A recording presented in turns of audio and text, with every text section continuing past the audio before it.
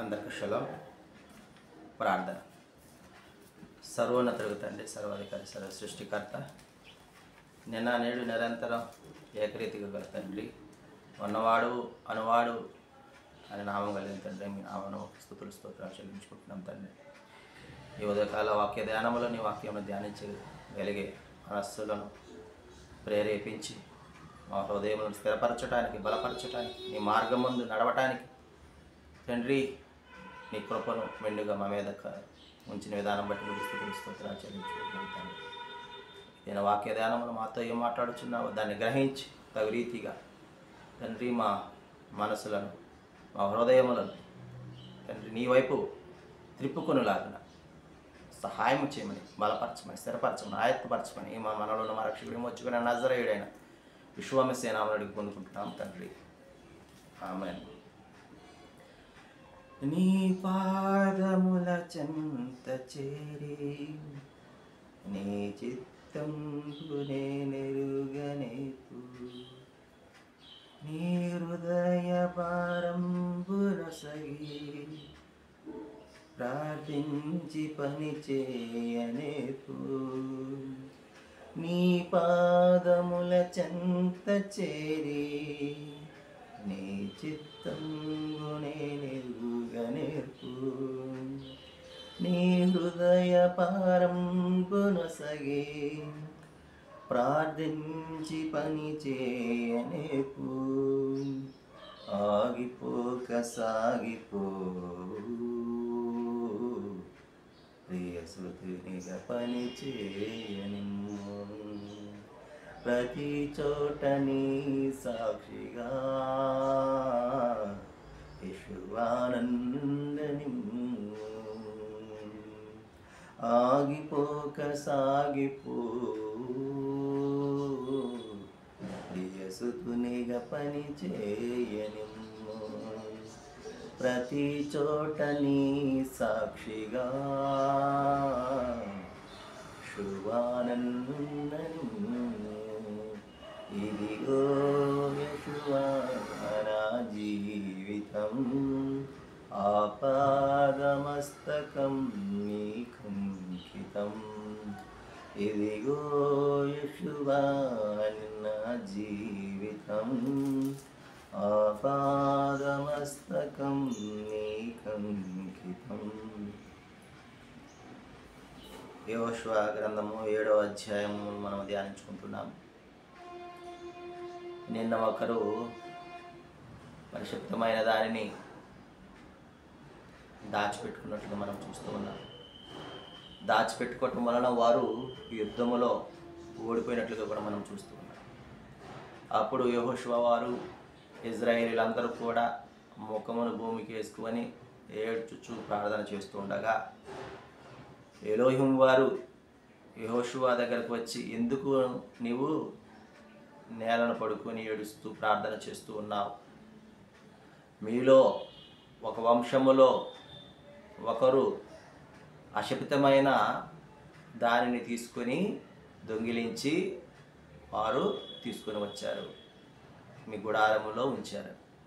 కాబట్టి అశపితమైన దానిని తీసివేసి ఎవరైతే తీసుకొచ్చారో వారిని నిర్మూలము చేసి మరి మిమ్మల్ని మీరు పరిశుద్ధపరచుకొని మరి యెహోషువ గారితో చెప్పినప్పుడు మరి యెహోషువ వారు ఇజ్రాయేలీలందరితో కూడా ఏ విధముగా తెలియజేస్తూ ఉన్నాడు.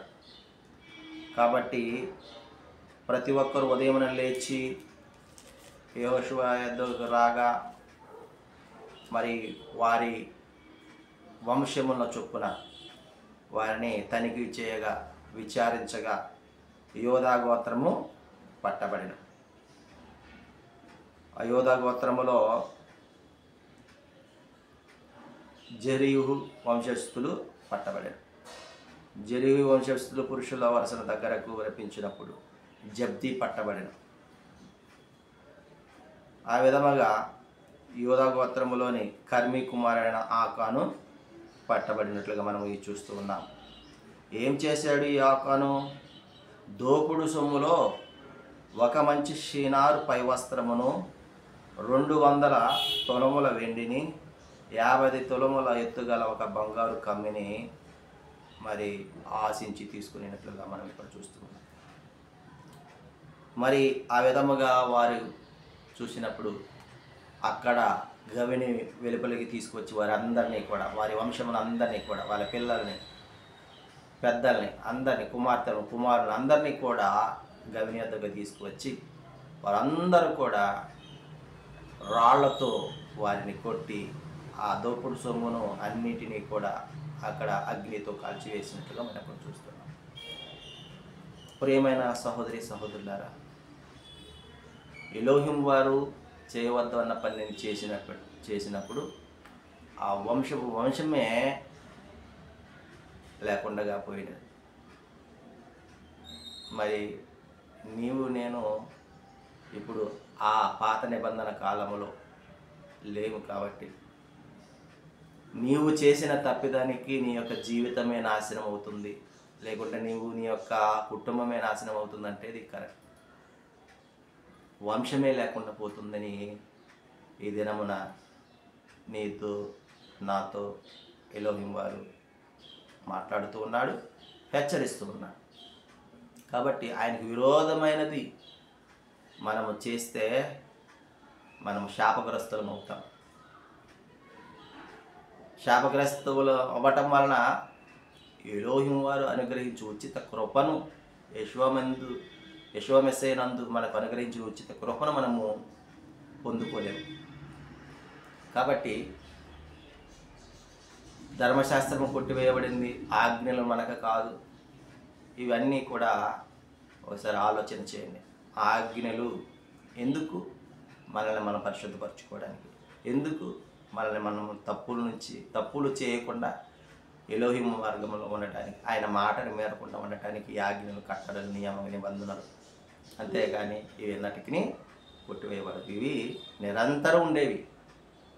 ఎలోహిం మాట అవునంటే అవును, కాదంటే కాదు. కాబట్టి మనము ఆయన ఆజ్ఞలు అనుసరించే వారమే, ఆయన విధేయత చూపించి ఆయన మార్గం నడిచే వారమే ఉండాలని, ఆ విధంగా ఉండినప్పుడు మాత్రమే మనం ఆశీర్వదింపబడతామని, వాగ్దానం స్వతంత్రించుకుంటామని ఈ కొన్ని మాటలు ఎలోహిం వారు మన వీరికిలో ఫలింప చేయనుగాక. ఆమేన్.